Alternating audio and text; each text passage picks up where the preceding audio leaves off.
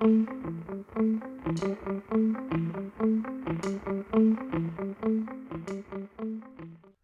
and welcome to the Chicago Warriors video. In this video, we're going to cover our infield warm-up, which includes form fielding, throwing footwork, and getting into a proper ready position. To learn more about our program, be sure to check out our contact information at the end of this video. To start off the drill, we have the players start 6 to 7 feet apart, rolling the ball to the middle of each other's body. The key things to emphasize here are that both players have a good athletic base, are fielding the ball out in front, and are looking the ball into the glove. Another aspect of the glove work in this drill is that each player is hinging the glove forward as they catch it. In other words, they are attacking the ball with their glove in order to help secure the catch. And of course, both players should be using 2 hands at all times to secure the ball in the glove. Have each player get 10 or so reps on this drill before moving on. To review, let's freeze the video right here. There are 3 things that I want to point out. The yellow arrow is highlighting the player's head position. He is looking the ball in. The green circle highlights his throwing hand position, which he is using to secure the ball and start the exchange from his glove hand to his throwing hand. The red line highlights his glove position, which is well out in front of his body.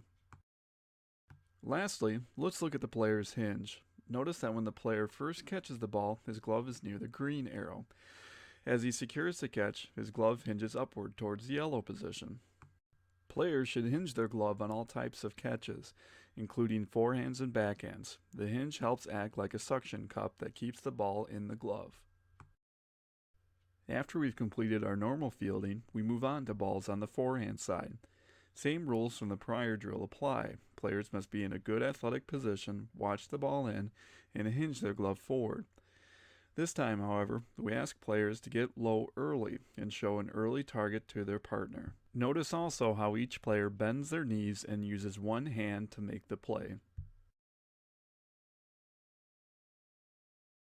Next, we move on to backhand plays. Same concept as before. I'm going to freeze the video right here to emphasize the starting position for this drill. Notice how the receiving player has a low early target even before his partner has released the ball. This is the perfect position and should be the starting position for this drill. Also notice how the hinge concept still applies to the backhand. Each player should hinge their glove forward. That way, if the ball happens to pop out of their glove, it will end up in front of the player rather than behind him.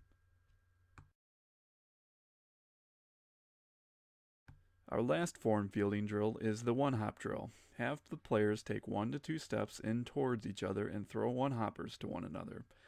Like the forehand and backhand plays, this is a one-handed play made out in front. This drill will help the player's ability to field hard one-hoppers hit off the bat and balls thrown to them by other fielders. The point of emphasis here is to make sure the players are fielding the ball cleanly way out in front of their bodies while continuing to hinge their glove forward.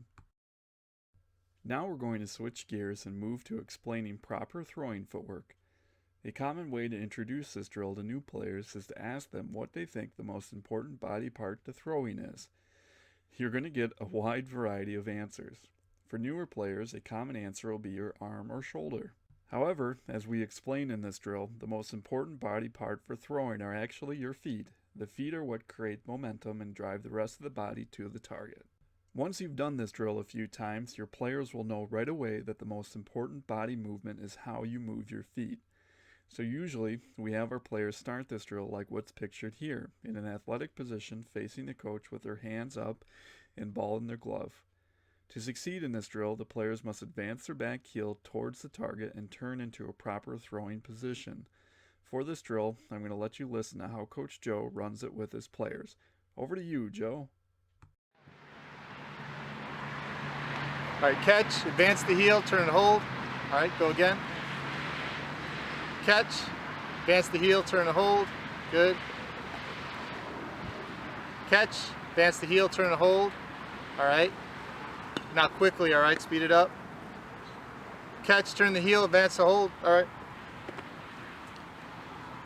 Again. Catch, advance the heel, turn and hold. All right. Now chop your feet, ball in your glove.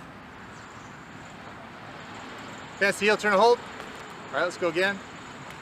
Chop your feet. Advance the heel, turn and hold. All right, good. Once again, to emphasize the footwork on this drill, notice the player's foot starting at the red line. When he finishes, his right heel moves forward to the green line. To get to the red line, he follows the blue path from the red line to the green line and is now in a great position to throw with his momentum moving towards the target. It's worth noting that this move is not a side shuffle nor a jump turn. It's a deliberate advance of the rear foot towards the target. We also call this gaining ground, as your back foot should gain ground towards the target. The last set of drills in this video instructs players how to get to a proper ready position. This shot shows players in a pre-ready stance. At this point, they are not in an athletic position, nor are they ready to field a ground ball. By the time the pitcher delivers the ball home, we want our players to get into the position shown here. Notice the difference. Both players have their knees bent, their gloves down and out in front, and are ready to field a ground ball. As you'll see, the terminology that we use is right, left, ready. This instructs the players on the steps that they need to take before getting into a ready position. Back to Coach Joe at Warren Park to show you how it's done. All right, ready position. All right, standing. Okay, right, left, ready. Okay, again. Right, left, ready. Okay, good.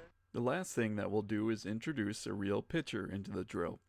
This allows players to time their ready position to an actual pitcher.